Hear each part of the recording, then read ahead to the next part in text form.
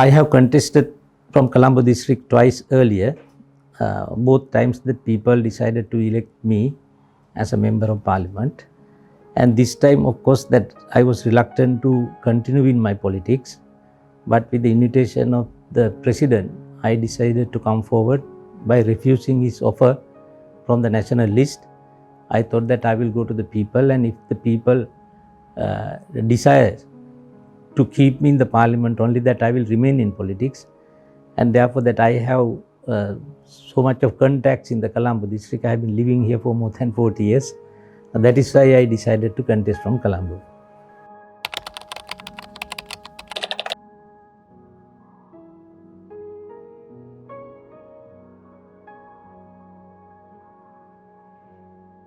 I started from SLFE.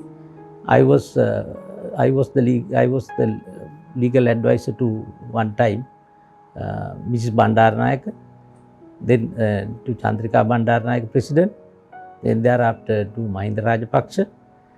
Then during the period of Mahinda Rajapaksa's government, I resigned from the portfolio. Then I was elected as the chairman of the COP. I presented a COP report to the parliament in which the politicians and officials have misused the government fund, and the government has lost the assets and government revenues exceeding a sum of rupees 300 billion. At that time, in that year, our revenue was 700 billion annual revenue.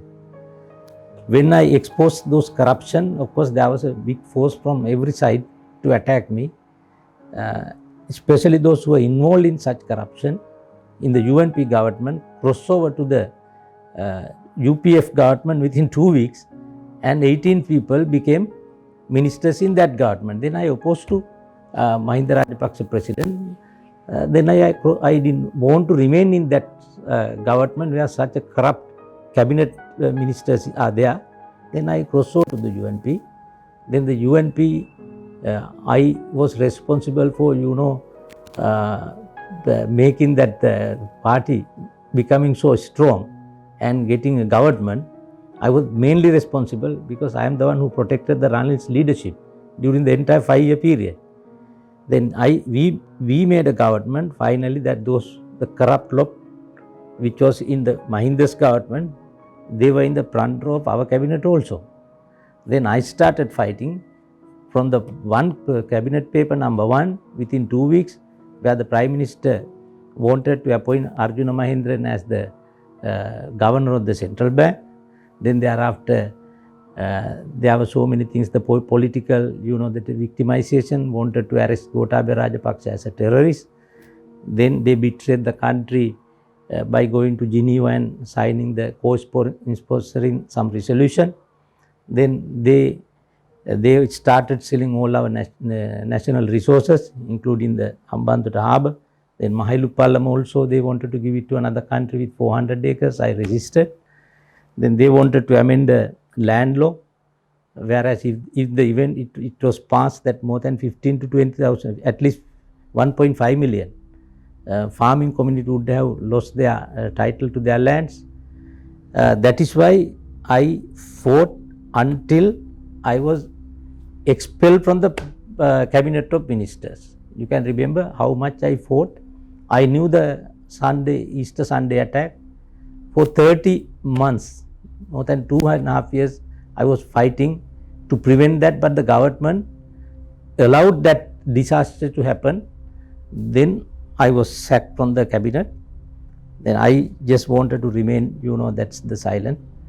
But at the invitation of the present president, I have the confidence on him. Then I thought of contesting.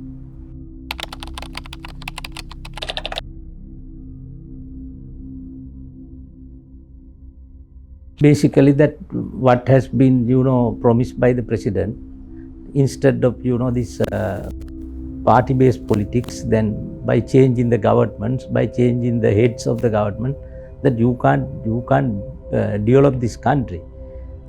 Although that we are living after 72 years from the independence, still we don't have policy for anything.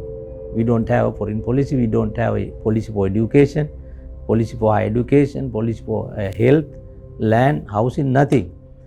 We have to make the policies. We have to rule the country based on policies, not based on the political favors, colors. Just to get rid of that only that we are working. We cannot do it with under the leadership of a head of the country who is going for popularity. If you have to develop the country, you will have to take unpopular decisions. The present president is the best person to do it.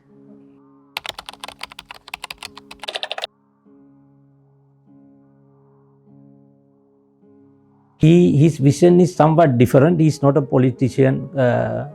He had been inculcated a different culture with the military discipline, and he fought the war and concluded 30-year-old war, whereas all the experts in the world were warning that you cannot win this war.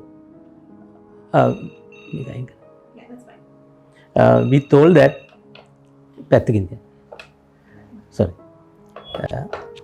he won the battle after 30 years. Then he established the peace in this country, being a secretary. In addition to that, he did lot of development works. When he was the chairman of the Urban Development Authority, the people saw that he's a person, he's a patriotic person. He loves this country. He saved this country. That he wants to develop this country now. And his mission and his vision is very clear. He has no family agenda. He has no private agenda. He has only the country agenda like me. Then it tallies with me.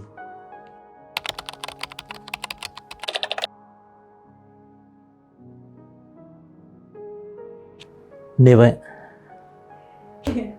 Let's reflect on some of your successful projects and milestones in your political career once you were elected Earlier? Yes. What I have done? Yes. You know, before I get into the parliament, the previous government, UNP government, sold the entire Central Transport Board to the private sector. I litigated on my own in my capacity as a lawyer, President's Counsel. Then I saved the CTB.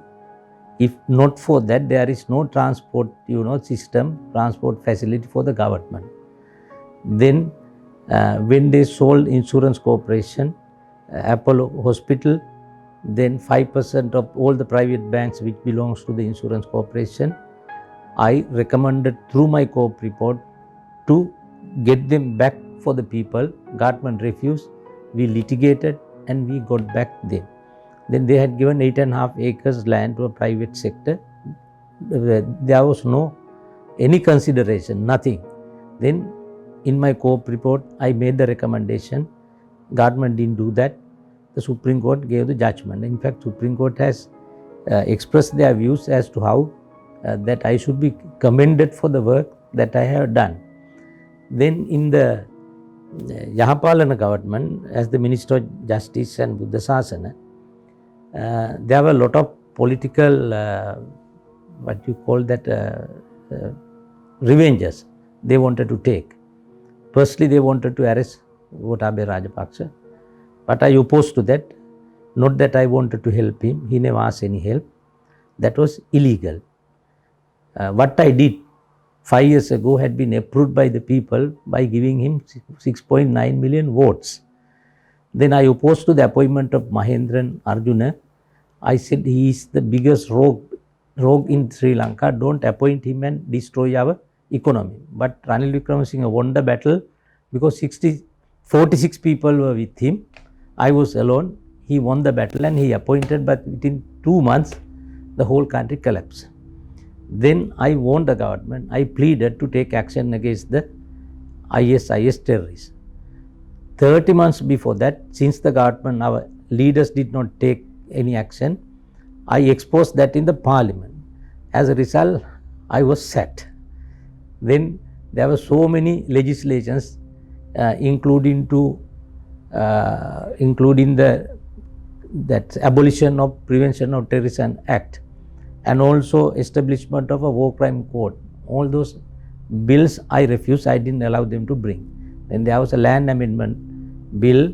After I was sacked, they introduced into the parliament. I went to the Supreme Court and I stopped it. And a CITEM issue for 3 years that our universities were almost closed, not functioning. But when I was invited to do it, within 1 week, I resolved the problem with the support of all the people who were opposing for it. Now those 950 odd students, they are happily studying. They are becoming medical doctors through the Kotalawala University. Similarly, we had some dangers that national heritages, we have only 8. The 3 were under threat that UNESCO was about to be delisted. But I saved them. There's so many things I did as much as possible. I never stood with my leader or the government whenever there was a resolution or proposal or a bill which is disadvantageous to the country and the people.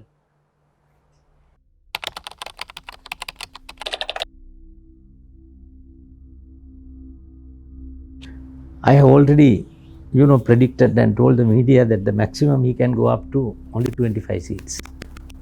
That is the maximum.